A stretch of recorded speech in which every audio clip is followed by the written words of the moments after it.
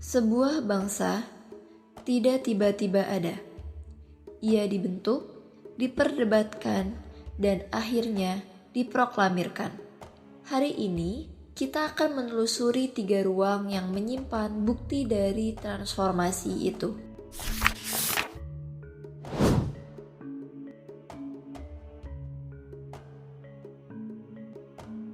Ini adalah gedung sekolah yang dibentuk kolonial untuk mendidik dokter pribumi. Ironisnya, dari sinilah gerakan yang akan mengakhiri kolonialisme itu bermula. 1908, sekelompok pelajar priai Jawa mendirikan Budi Utomo. Mereka adalah kaum terpelajar, kelas elit yang pertama kali bertanya, bagaimana jika kita adalah satu bangsa, bukan sekedar satu suku? Transformasi pertama bukanlah revolusi.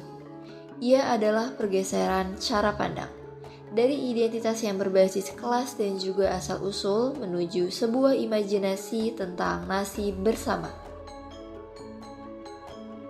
Budi Utomo menanam benih, tapi benih itu justru butuh 2 dekade untuk berbuah. Dalam sebuah peristiwa yang akan mendeklarasikan untuk pertama kalinya siapa kita sebagai bangsa. 28 Oktober tahun 1928, rumah kos inilah yang menjadi saksi sesuatu yang belum pernah terjadi dalam sejarah Nusantara. Rumah kos milik seorang etnis Tionghoa yaitu Si Kong Lian yang terletak tidak jauh dari Gedung Stovia di Jalan Keramat Raya nomor 106. Disinilah Sumpah Pemuda dirumuskan. Pemuda dari lebih dari selusin suku berbeda duduk bersama dan memilih untuk menjadi satu.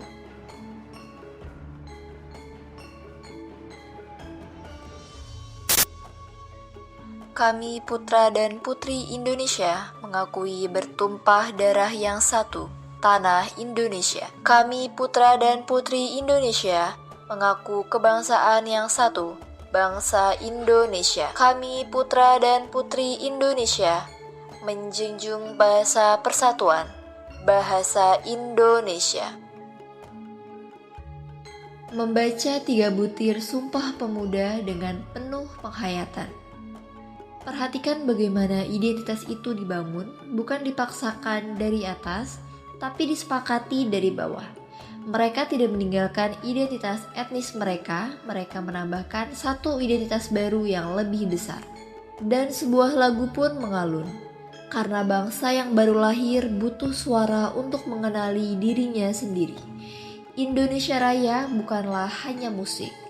Ia adalah tanda bahwa transformasi identitas sudah tidak bisa dibalik.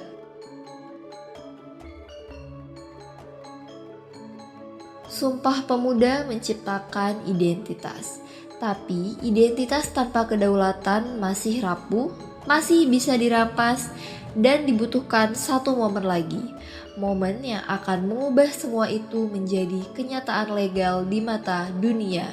Malam 16 Agustus 1945, di villa ini milik seorang pejabat Jepang, yaitu Laksamana Maeda. Dan disinilah Bung Karno, Bung Hatta, dan juga Ahmad Subarjo diterima oleh Laksamana Maeda di kediamannya sekitar pukul 10 sepulang dari Rengas Dengklok. Mereka menjelaskan kepada Laksamana Maeda mengenai akan dilaksanakannya pertemuan untuk persiapan menjelang Indonesia merdeka. 3 orang duduk mengelilingi sebuah meja di luar. Dunia sedang berubah. Di dalam, mereka sedang merumuskan kalimat yang akan mengubah nasib 70 juta jiwa.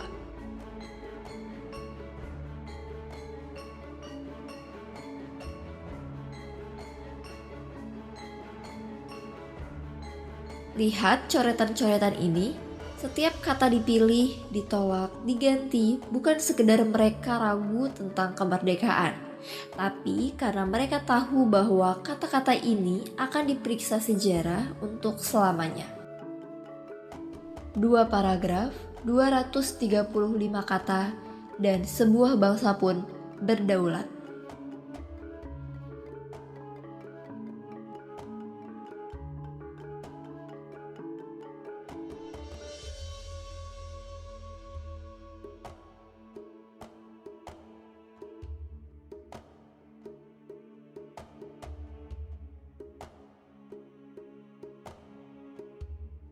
Meskipun teknologi komunikasi pada saat itu masih sangat terbatas, hanya mengandalkan mesin ketik, radio, surat kabar, dan selebaran sederhana, alat-alat tersebut justru menjadi senjata penting dalam perjuangan kemerdekaan Indonesia.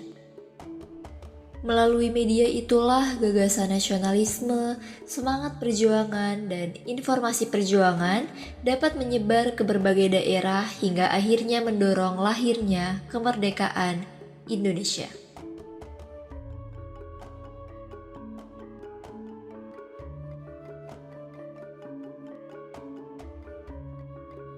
Di tengah suasana perjuangan menuju kemerdekaan, selembar bendera merah putih dijahit dengan penuh ketelitian oleh Fatmawati dengan alat dan bahan yang sederhana.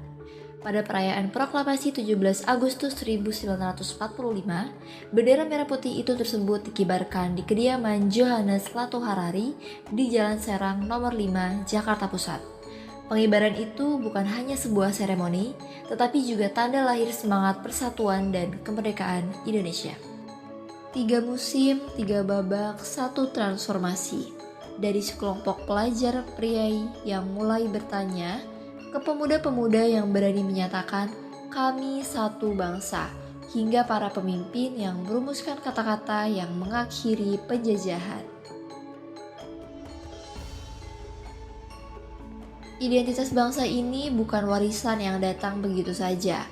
Ia adalah proyek yang dibangun dengan susah payah oleh generasi-generasi sebelum kita. Dan pertanyaannya, apa yang kita tambahkan pada proyek itu?